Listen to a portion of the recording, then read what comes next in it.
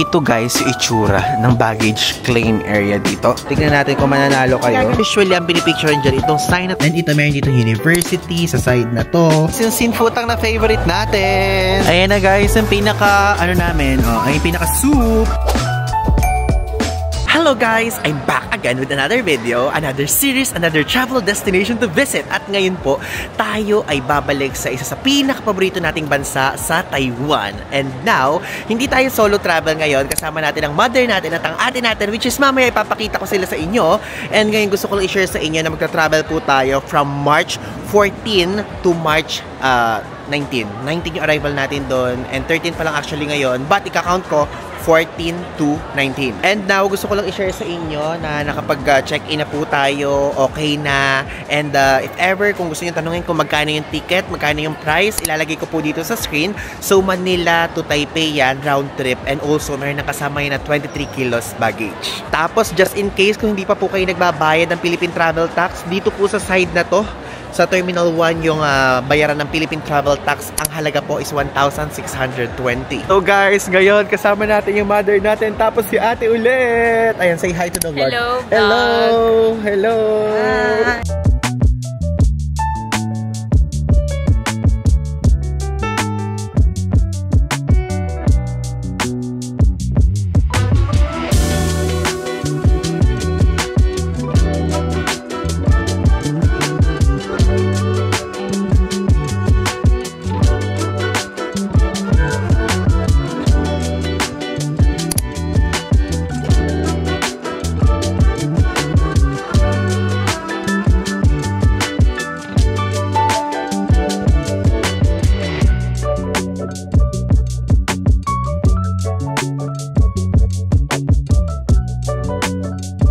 Welcomes you to Taipei.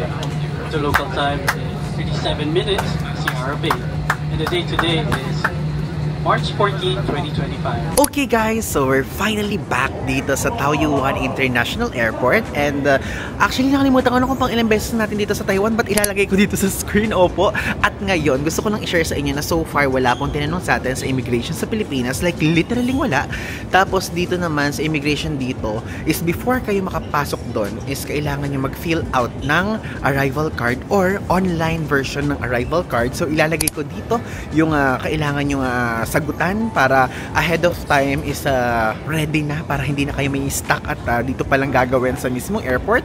And yun, okay lang naman, ilalagay lang naman doon yung mismo hotel name, ganyan, yung passport details, ganun lang yung mga kailangan kung kailan kayo pupunta dito. I mean, kung kailan kayo papasok ng Taiwan at kung kailan kayo aalis ng Taiwan. Super easy. Then sa immigration naman, ang crowd sa immigration dito is napakahaba. Parang sa NAIA Terminal 3, ganung level. So yun, okay naman, smooth.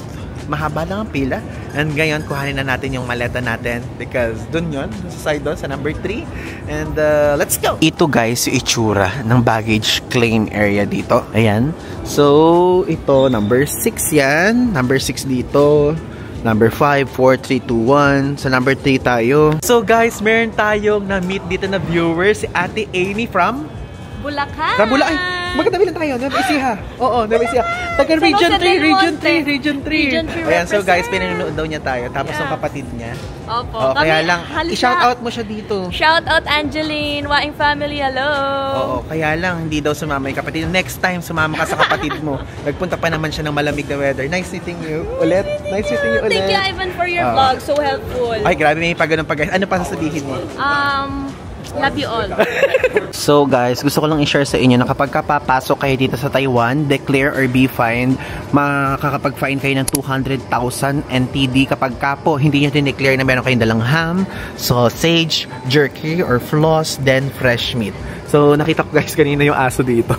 Okay, so if ever, kung hindi kayo aware, bawal po yan.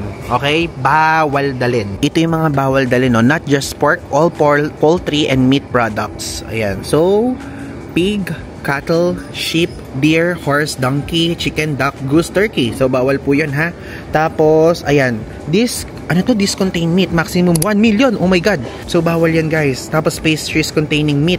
sandwiches, pork floss, egg, roll, mooncake. Ayan, bawal po yung mga yan. Tapos mga organs, mga egg, mga bone, tapos fresh plant products, bawal ha. Tapos ito, bawal din yung mga ganito, spices, legume seeds, other seeds. Tapos ito din, bawal, live insects, fresh mushroom, organic fertilizer. For sure naman, di kayo magdadala ng lupa dito, soil sa kahoy, ano.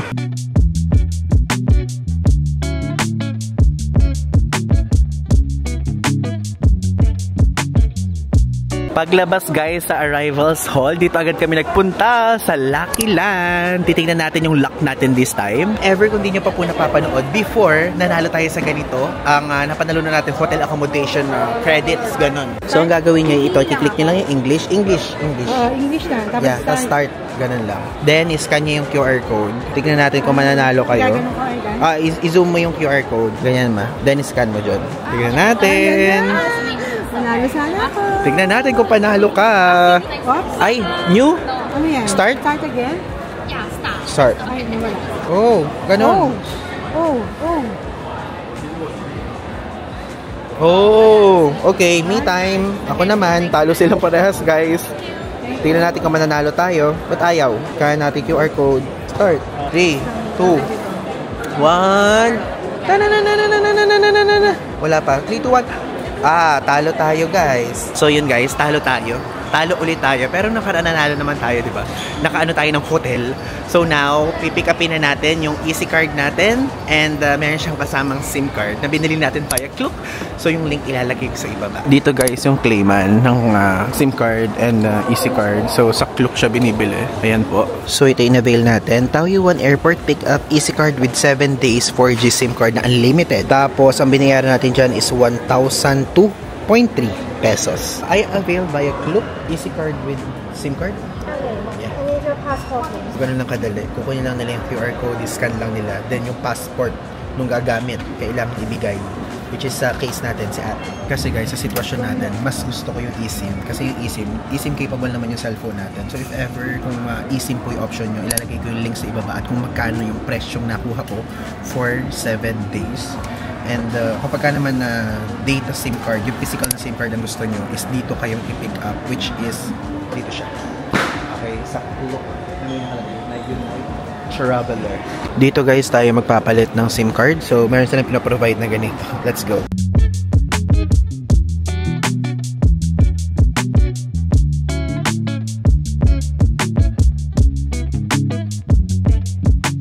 Ayun guys, pupunta na tayo sa MRT area, like airport train siya from here sa Taoyuan International Airport going sa Taipei Main Station. And hindi na muna tayo mag-withdraw kasi meron pa naman tayo natitira ditong cash. And ang gagawin natin, doon na lang tayo sa city center mag-withdraw. Okay? So ngayon, ang gagawin muna natin is loadan na muna natin yung easy card natin. If ever sa last day, dito po yung tax refund area. Ayan. Tax refund dito. Then dito yung meron kayong ilalagay dyan. Like, i-scan yung passport, travel document, ganyan. Let's go! Pumunta na tayo sa airport MRT. So if ever, dito po sa departures area located yung elevator going down dun sa mismong platform area. Ito na! But now guys, is pipick upin na muna natin dito ang token natin na in-avail natin online. Na-claim na natin. So, ito po. Ayan, ito yung ilalagay nyo dun sa machine para makapasok kayo, okay? Itatap nyo lang to. Then, kapag ka naman sa pinakadulo na, is ihuhulog nyo na lang to. So, may platform 1 and platform 2 sa color violet tayo. Kasi, yung color violet, express po yan sa mga bago po. Mas mabilis yung color violet. So, ayun yung oras, 11:07. Tapos, ito naman is 10:58. Papunta tayong Taipei Main Station. Then, merong commuter. Kapag ka commuter, mas mahaba, okay? Mas mahabang biyahe yun. So, ang pipiliin natin, yung violet. Kung gusto nyo maglibot-libot muna na matagal kayo sa biyahe, color blue ang piliin nyo. Kung gusto nyo mabilis, violet. Now, before everything else, yung mga easy card natin, lamanan muna natin kahit 100 NTD lang at least. Ngayon, lamanan na muna natin ng 100 NTD each itong mga easy card na to. So, ito pong dalawa, luma na yan. Yung in-avail natin sa Klook is itong bago kasi para kay ate yan. Ito yung para sa mother ko, tapos ito yung akin. Ito guys, ayan, nakalagay dito na pagka 1 naman sa Zhongli, tapos kapag ka platform 2 naman, going to Taipei yon or Taipei main station. So dyan tayo, okay? Platform 2, let's go. Dito na ngayon tayo sa platform 2 from Airport Terminal 1 going to Taipei. Dito makikita nyo legend A12 Airport Terminal 1, then papunta tayo ng A1 which is Taipei main station ang dulo. Andito na ngayon tayo guys sa Taipei main station area, and ito po, ihuhulog din natin to dito para makapag-exit na tayo. Now guys, andito na ngayon tayo sa Taipei main station area, and andito ngayon tayo sa pinaka grand hall. Ayan, nakikita nyo. O diba? Ito yung famous po na pinagpipicturean ng mga turista dito, which is ako hindi ako nakapag-picture dito before, but now tara mag-picture tayo. Dito meron pong bilihan ng tickets dyan, may vending machine dito. Then usually ang pinipicturean dyan itong sign na Taipei main station, and dito naman sa kabilang side is Taipei main station, which is ayun o. Nakikita nyo? Medyo madilim ngayon, and aside from that, merong nakaharang na exhibit dito. Tapos guys, dito sa area ng Taipei main station na to, which is itong floor na to, meron dito mga family mart, meron bilihan dyan ng pork jerky, meron dito bilihan ng mga parang cupcake, gano'n, ng mga breads. Aside from that, gusto ko mas comfy yung pag-transfer namin kasi pina-experience ko lang din sa kanila yung airport train. Dito kasi guys sa Taipei, Taiwan, which is dito sa Taiwan, available dito yung Uber. Then ang gagawin natin is mag-Uber tayo para mas convenient and less hassle kasi ang dami naming maleta. Kaya kayo po, kung kasama nyo po yung family nyo, may kasama kayo na kailangan ng special assistance or parang PWD, gano'n, o senior citizen, pwede nyo po i-consider ang Uber. Kasi meron ditong Uber XL at meron ditong Uber na parang car lang, na parang Vios lang yung sasakyan, ganyan, or Corolla na maliit, gano'n. Okay guys, andito na ngayon tayo sa ating hotel. I'm just sleep NTU, and now let's go. Actually, nakatulog ako sa biyahe. And ngayon, papakita ko na sa inyo yung hotel natin. Let's go sa hotel and room tour!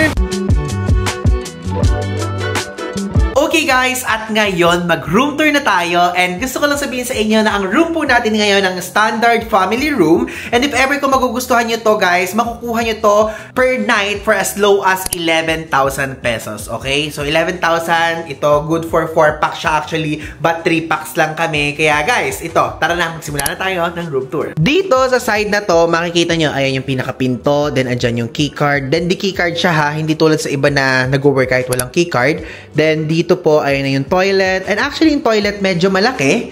Dito naka-separate yung shower area, so merong door kaya hindi magiging messy, and dito naman ayan yung bathtub. So if ever kung gusto niyo mag-bathtub, yan o, diba? Tapos kapag ka mainit, ito naman, depende kung ano trip nyo. Then ayan, nabubuksan, nasasara, ganyan. Tapos ito po yung sink, and unfortunately dito wala ditong bidet, makikita nyo naman. And dito po sa Taiwan, super konti lang ang mga hotels na may bidet. Usually mga Japan hotel ang may bidet dito, pero ito wala po itong bidet. And yan, meron ditong pa-ilaw, tapos meron ng mga pa-toiletries na kasama. And ayun, diba? Diba, meron mga towel, ganyan. If ever, kung ayaw nyo na magdala ng towel, pwede na hindi kayo magdala because provided na nila yun. Meron din ditong hair blower, oh. Just in case kung need nyo po, meron dito. Dito sa side na to, meron ditong cabinet. Actually, ganyan siya. And hindi fully nakasara. Then kapag ka-inopen nyo, ayan, oh, may pa full length mirror dyan. Then, meron ditong safety deposit box, meron dyang laundry bag, ayan, mga hanger if ever kung need nyo. Tapos dito, meron ditong minibar, kung tawagin ko, may coffee, may tea, may electric kettle, and merong pang tea to, I think. Pang tea ba to? Ay, hindi, pang water. And we offer water dispenser at 3 to 10 floor, o, diba? So, lalagyan nyo na ng tubig para makatipid na kayo. Then, open natin to. Ito po ang refrigerator. Then, ala siyang laman.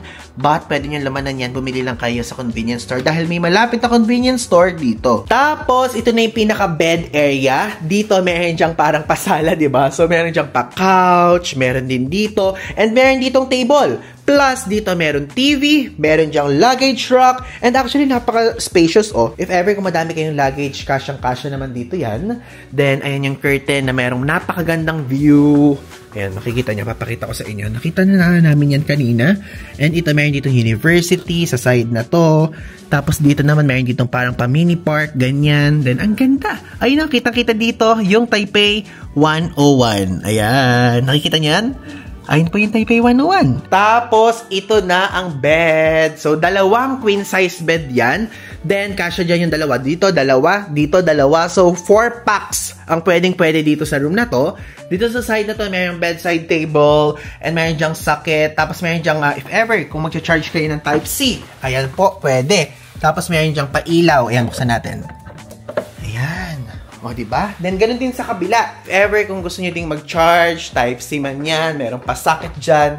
Tapos, ito yung controller mismo ng ilaw. Ayan. Though, medyo maaraw kasi ngayon, pero ayan po. Ganyan yung ilaw niya.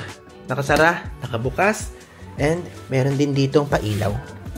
Ay, wait, hindi pala siya nakasaksak. Ayan, nakasaksak pala. Then, meron yung telephone. Meron sila ditong pa-candy, diba? So, yun. Okay, now guys, putulin na muna natin. Magpunta na muna tayo sa ating kakainan, which is a Ximending area. Okay? And tara, magpunta tayo doon. Kasi gusto ko lang i-share sa inyo. Itong Just Sleep na NTU branch is malapit lang po ito sa Ximending. Like, kapag sasakay kayo ng train, so, konting stop lang. 5 to 6 stops. So, ilalagay ko dito sa screen yung pinaka-exact. Super lapit lang. And ngayon, dadali natin silang dalawa, ating kasama na kumain sa sikat na Mala Hot Pot na kinakainan natin dito sa Taiwan. Sasakay tayo ngayon dito sa Gongguan Station, then papuntang Songshan, 5 stops going to Ximen. Always remember, kapag po sasakay kayo sa train station dito, ihanda nyo ang EC card nyo. Okay guys, finally, andito na ngayon tayo sa Ximending area. Actually, ang nakapin sa Google Maps na pinupuntahan namin is Mala Hot Pot Hankou branch. Dahil ito po, hindi siya ganun ka-crowded kumpara dun sa Ximending branch na main branch here mismo. Alam nyo, natutuwa ako kasi malamig guys. Like literally, buti pa dito malamig. Doon kanina sa area natin sa hotel natin, hindi gaano. Ayan guys, yung sinfutang na favorite natin. Grabe, ang daming tao ngayon dito.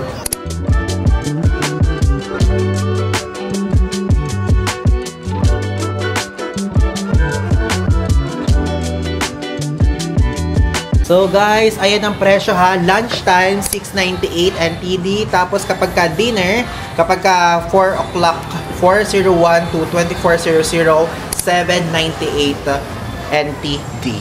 Okay? Iba't ibang klaseng pork po yan. Merong tea, may ice cream, may beef, may pork, merong lamb, merong shrimp, merong beer, merong juice, merong wine. Diba?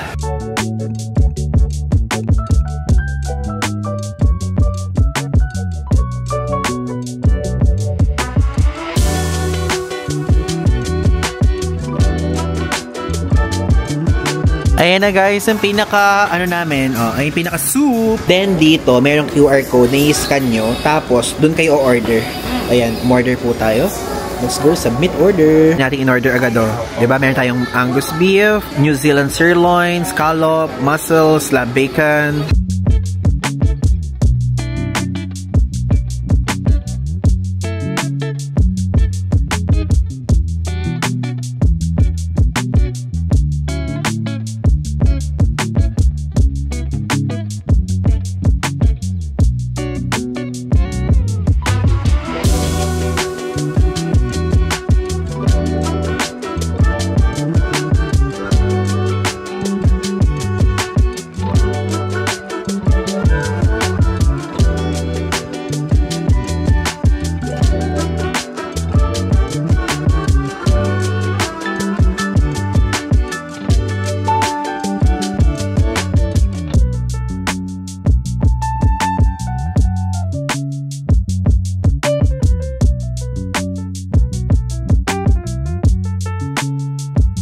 Okay, so guys, tapos na tayo kumain doon sa Mala Hot Pot. And actually, hindi ko na nasabi sa inyo kung ano yung review ko. But, meron man akong ginawang vlog about that. So, ilalagay ko na dito yung screenshot.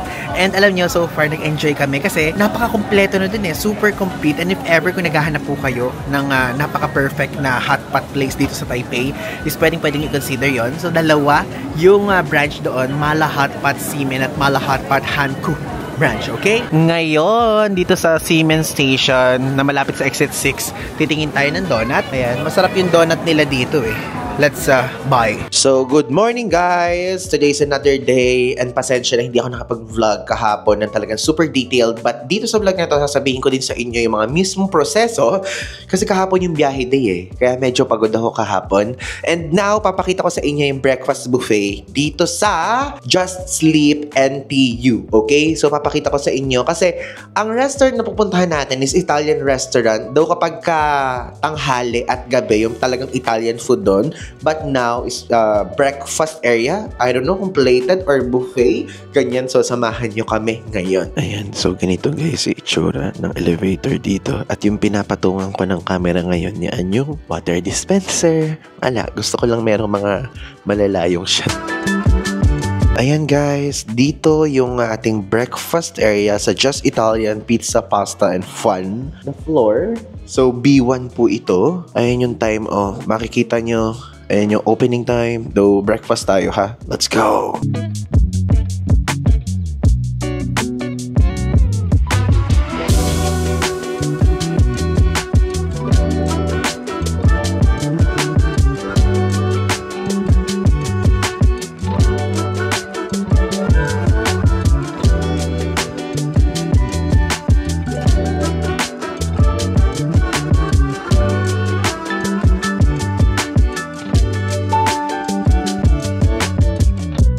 Okay, so ito guys, ang ating pagkain. Though nilayuan ko lang yung angulo, but meron tayo ditong nuggets, meron tayo ditong may pork, tapos meron tayo ditong egg, and kumuha tayo ng rice, and of course, soup. Alam nyo, sa mga ganitong klaseng trip, ever kung you're in a budget, ganyan, ay yung mga ganitong klaseng aspeto is kahit paano makakatipid kayo. Bakit?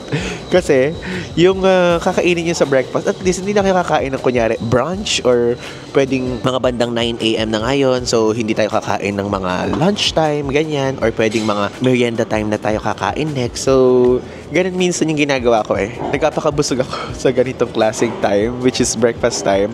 Kasi makakain ko as much as I can, as much as I want. Then, later, kapag nagutom na lang, saka na lang uli kakain, diba?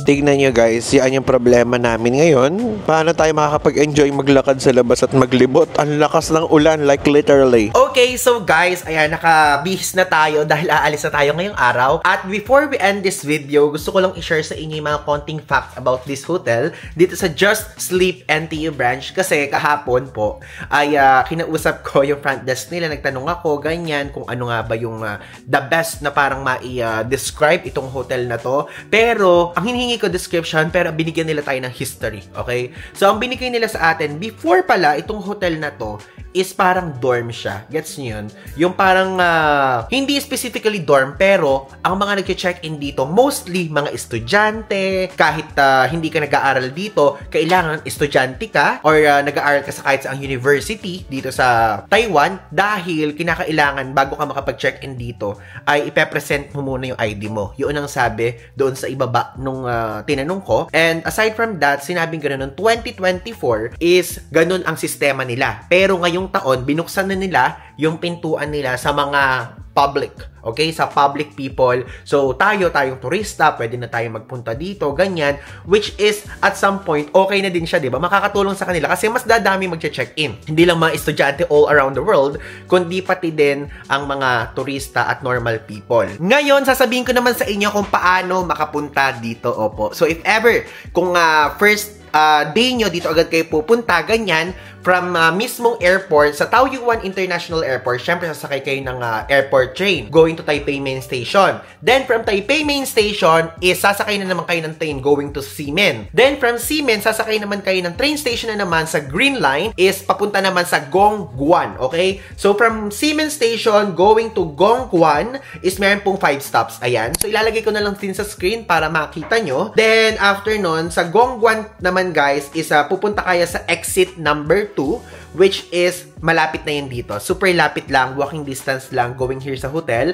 Pero tayo kasi ang option natin, since may mga kasama tayo ngayon, ganyan, ang ginawa natin is para ma-experience nila, tayo po ay sumakay ng train station, airport, going to airport terminal or airport station, going to Taipei main station. Then, from Taipei main station, sumakay po tayo ng Uber kasi accessible yung Uber dito sa Taipei, Taiwan if ever, kung iniisip nyo. Even sa Kaohsiung, okay yan, yung mga ibang areas dito sa Taiwan. So, nag-Uber po tayo. Then, ang binayaran po, ilalagay ko dito sa screen para meron kayong idea. And, yun, okay naman siya guys. And also, yung tinuro ko sa inyo previously is ang room po na to ay makukuha nyo for as low as 11,000 pesos. And, dito kasi sa Taipei, Taiwan, kahit sa Taiwan, is napaka-bibihira lang yung mga hotel na may ganitong kalaking size, floor size, room size, ganyan. Kasi medyo maliliit po talaga yung room size dito sa Taiwan unless na super mahal talaga yung hotel, ganyan. And ito is standard family room to. Actually, good for 4 packs to.